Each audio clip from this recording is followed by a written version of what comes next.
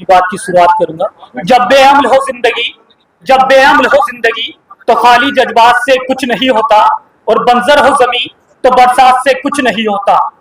एक एक कहानी के माध्यम से अपनी बात की शुरुआत करूंगा। एक कोई इंजीनियर इरफान जैसे होशियार आदमी थे, समझदार, तो कोई एक तोता बेचने वाला आया। उसने जो है देखा कि तोता बोलने वाला है, जो आप बोलते हैं उसे सीख लेता है। उसने एक तोता खरीद लिया। अब तोता खरीदने के बाद वो घर ले गया। उसने उसे सिखाया कि शिकारी आएगा, जाल बिछाएगा, दाना रखेगा, पानी रखेगा, बहकावे में नहीं आना। तो जो है तोते ने 10 दिन 15 दिन इसी तरह रटता रहा, कहता रहा, रटता रहा, कहता रहा, अच्छे तरीके से बोलना सीख लिया। अब उसने जो है पिंजरा खोला और तोते को आजाद कर दिया। आजाद करने के बाद तोता चला गया। अब तोता अपने दूसरे तोतों के बीच गया, तो वो गाता था, तो दूसरे तोतों ने भी यही जो है सीख लिया। अब वो जो है पूरी की पूरी डार जो है यही कह रही कि शिकारी आएगा, जाल बिछाएगा, दाना रखेगा, पानी रखेगा, बहकावे में नहीं आना। अब उसके बाद हुआ क्या, एक दिन शिकारी आया, उसने सुना तो सोचा यार ये तो बड़े समझदार हो गए तोते। लेकिन उसने कहा कि कोई बात नहीं। उसने जाल बिछाया, दाना रखा, पानी रखा। कुछ देर के बाद हुआ क्या, एक एक करके सारे तोते उसमें फंस गए। तो इस कहानी से यही है कि हम लोग जो है लगातार पिछले कई सालों से हमारे बुजुर्ग इसी बात पे चिंतन मनन मंथन करते रहे। ये कोई नई चीज की शुरुआत नहीं हुई। तमाम समस्याएं साझा हैं। मेरी भी समस्या है, आपकी भी समस्या है। जरूरत है समाधान तलाशने की, और मुझे लगता है समाधान पे कोई बात नहीं की गई। अब विषय इतने ज्यादा हो गए, समाज की तमाम समस्याओं पे बात होगी, नशे पे होगी, रिश्तों पे होगी, लड़ाई झगड़ों पे होगी, आर्थिक स्थिति को मजबूत करने पे होगी। तो मैं अपनी छोटी सी बात नशे पे रखना चाहूंगा। नशे को लेके एक मुहिम चलाई गई, गांव दर गांव लोगों को इकट्ठा किया गया।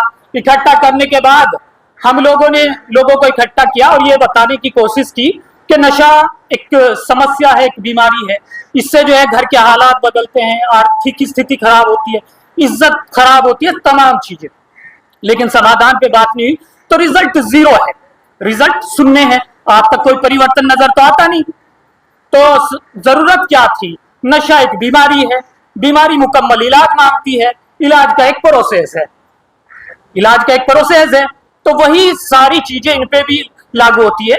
इतिहास इसीलिए पढ़ाया जाता है ताकि इतिहास में की गई गलतियों से सबक लेके हम हाल में कुछ ऐसा करें कि मुस्तकबिल बेहतर हो जाए, आने वाला कल बेहतर हो। कई सारे मिशन चले, कई सारे टूट गए। आखिर हम लोगों ने मंथन क्यों नहीं किया? आखिर हम लोग क्यों नहीं बैठे? हम लोगों को तो मेरी एक राय है कि हम लोग जो भी चाहते हैं कि समाज में परिवर्तन हो, जो भी चाहते हैं कि समाज में परिवर्तन हो, वो 10 लोग, 20 लोग, 50 लोग, 100 लोग पहले जो है खुद का एक सेशन रखें। सेशन रखें कहीं पे भी, एक 8 दिन का सेशन रखें, 10 दिन का सेशन रखें।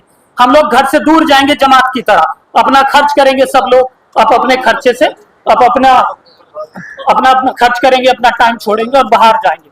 वहां पे जाके हम जो समाज की समस्याएं हैं, जिन समस्याओं पे यहाँ चर्चा हुई, जिन समस्याओं पे हमारे बुजुर्ग चर्चा करते रहे, उन तमाम समस्याओं पे मंथन करेंगे। और मंथन करके फिर एक साझा समस्या है तो साझा समाधान तलाश करेंगे। तो मैं समझता हूं तब जाकर के कहीं परिवर्तन होगा, नहीं तो इसी तरह से होता रहेगा। पहले भी तालियां बजती रही, लोगों को इकट्ठा किया जाता रहा, आज फिर हम उसी ढर्रे पे आ गए हैं। एजुकेशन के बारे में बताया, एक मिशन की शुरुआत की थी। महमूद साहब कह रहे थे कि हम कौन से है जिसका उलेमाओं ने, हम तो उस कौम से है जिसने 1857 की क्रांति में सबसे बड़ी आहुति देने का काम किया। 1857 की क्रांति का जब इतिहास हम पढ़ते हैं, जानते हैं, तो हमें पता चलता है कि हमारा कोई गांव, कोई क्षेत्र, कोई इलाका ऐसा नहीं बचा जहां हमने शहादत ना दी हो, जहां हमने कुर्बानी ना दी। हमारी संपत्तियां छीनी गई। 1871 में क्रिमिनल ट्राइब एक्ट हमारे खिलाफ लाया गया। इससे बड़ी कुर्बानी हमारी और क्या होगी? देश आजाद 15 अगस्त 1947 को हो गया, हमें आजादी मिली 31 अगस्त 1952 को। तो ये पीड़ा है। तो ये खैर विषय बहुत बड़ा है, इस पे जो है अब मैं अगर बात करने का हूं तो बहुत देर तक बात की जा सकती है। एक बहुत मशहूर शेर है वसीम बरेलवी साहब का, जिसकी अक्सर लोग के उसूलों पे जब आँच आए तो टकराना जरूरी है, और जिंदा हो तो जिंदा नजर आना जरूरी है, और अगली कली शायद नहीं पड़ी जाती। मैं उसकी तरफ इशारा दिलाना चाहता हूं नई उम्र की खुद मुख्तारियों को, नई उम्र की खुद मुख्तारियों को अब कौन समझाए, कहां से बच के चलना है, कहां जाना जरूरी है। तो जरूरत है कि ये जो बुजुर्ग है, ये बड़े हैं, जिन्होंने जो समाज में परिवर्तन की पीड़ा लेकर के अपने काम की शुरुआत की थी, उन लोगों को तजुर्बा ज्यादा है। हम लोग उनके पास जाएं, उन लोगों से सीखने का प्रयास करें, उनसे जानने की कोशिश करें कि आखिर कमियां कहाँ रही। मौलाना कामिल रहमतुल्लाह अलैह ने अपनी पूरी जिंदगी इसी शादी विवाह के खर्च को कम करने की बात करते रहे, लेकिन नहीं हो पाया। तो मेरा कहने का मतलब है कि इस मुल्क का जो इलीट वर्ग है, इलीट वर्ग से अगर बात करें, बनिया, पंजाबी, ब्राह्मणों से, इस तरह के लोग हैं। इलीट वर्ग शादियां कैसे करता है, हम उस पर मंथन कर सकते हैं, हम उस पर सोच सकते हैं। वो खर्च करता है हमारी तरह, क्योंकि ये भारतीय परंपरा है, हम लोग खर्च करते हैं। लेकिन उन्होंने एक दूसरा रास्ता निकाल लिया, उन्होंने तय किया कि गोल 10 लाख रुपए का खर्च करेंगे शादी पे। अब जो है बेटे वाले की, लड़के वाले की मनसा है, वो 10 का 10 केस ले ले, वो फर्नीचर पे खर्च करा ले, इस पे खर्च करा ले, उस पे खर्च करा ले। तो मेरा कहने का मतलब है कि हम लोग बार बार इकट्ठा हो, उससे पहले एक मजबूत, एक बेहतरीन जो हम कर सकते हैं उस पर बैठे, मंथन करें और 5 वर्षीय एक योजना को अमली जामा पहनाने का काम करें। उसके बाद समाज के बीच चलने का काम करेंगे। और जहां भी, जब भी मैं आप में सबसे छोटा हूं, बच्चा हूं, कोई गलत बात कही हो तो उसके लिए माजरत चाहता हूं, माफी चाहता हूं, और वहां पे चलें, एक साझा समाधान तलाश करेंगे और उसके बाद उससे आगे बढ़ने का काम करेंगे। तो उम्मीद है कि कुछ वक्त के बाद इन तमाम समस्याओं का समाधान हो जाएगा।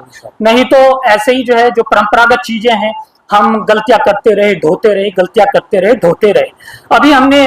अभी महमूद साहब ने बताया था कि भूरा में इंटर कॉलेज की नींव रखी गई, उससे पहले सुनेटी में एक इंटर कॉलेज की नींव रखी गई, उसके बाद एक खानपुर गुज्जर में नींव रखी गई, उससे पहले हम लोग इकट्ठा हुए थे इंजीनियर इरफान साहब के यहाँ पे, वहां से इस मुहिम की शुरुआत हुई थी। और जिसमें हम लोगों ने 2 चीजों की शुरुआत की थी।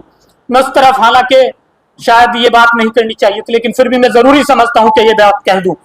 जब हमने शुरुआत की तो 2 चीजों पे हमारी सहमति बनी, आम सहमति बनी कि गंगों में एक शहीद हुए हमारे फतवा गुज्जर, उनके नाम पे एक कोचिंग सेंटर बनाएंगे, गाइडेंस सेंटर के रूप में। गाइडेंस सेंटर बनेगा, हम लोगों के पास स्कूल कॉलेज आजकल हैं। बच्चा इंटर पास आउट होने के बाद क्या करता है, गाइडेंस के अभाव में भटकता है, वो रोजगार नहीं कर पाता, उसे पता ही नहीं होता कि जाना कहाँ था, चले कहाँ है। किसी साथी ने पता चला किसी डॉक्टर के यहाँ पे प्रैक्टिस कर रहा था और कर ली क्या साथी के 7-8 साइड से, इतने पता चलता है, इतने 2-4 साल गुजर जाते हैं, जो उम्र कैरियर बनाने की थी वो यूं ही भटक जाता है। तो गाइडेंस सेंटर की एक चैन बने, इस पे काम की शुरुआत हुई। भूरा में एक लाइब्रेरी के निर्माण की शुरुआत हुई। दोनों काम आज पेंडिंग में है, मैं ही उसका संचालन करता हूं गंगों में। आज उसकी स्थिति यह है कि हम कोचिंग सेंटर को पता नहीं जैसे तैसे चला रहे हैं, और उसका जो कॉम्पिटेटिव एग्जाम की तैयारी का था वो बंद कर दिया गया। तो मैं कहता हूं शुरुआत किए गए कार्यक्रमों को स्थायी करने का काम करें, उनको जो है एक ऐसे मुकाम पे पहुंचा दे कि वो अपने खर्चे खुद उठा सके, सेल्फ डिपेंड हो सके। उसके बाद नए कार्यक्रमों की शुरुआत की जाए। मेरी अना की वजह से, आपकी अना की वजह से अगर समाज का नुकसान होगा तो ये बेहद गलत होगा। इससे जो है आने वाले कल में कोई भी नहीं सोच पाएगा, हम लोग इकट्ठा नहीं हो पाएंगे, और ना कोई समाज के लिए जो है ये साहस कर पाएगा कि हम लोगों को सामाजिक कार्य करना चाहिए। तो मेरा मानना है कि जो हमने बेसिक चीज शुरुआत की थी, जो नीति थी, उन्हें पूरा करना चाहिए। और मैं अपनी बात को यही खत्म करता हूं। कोई गलत बात कही हो तो उसके लिए माफी चाहता हूं। जय हिंद, जय भारत, जय माता।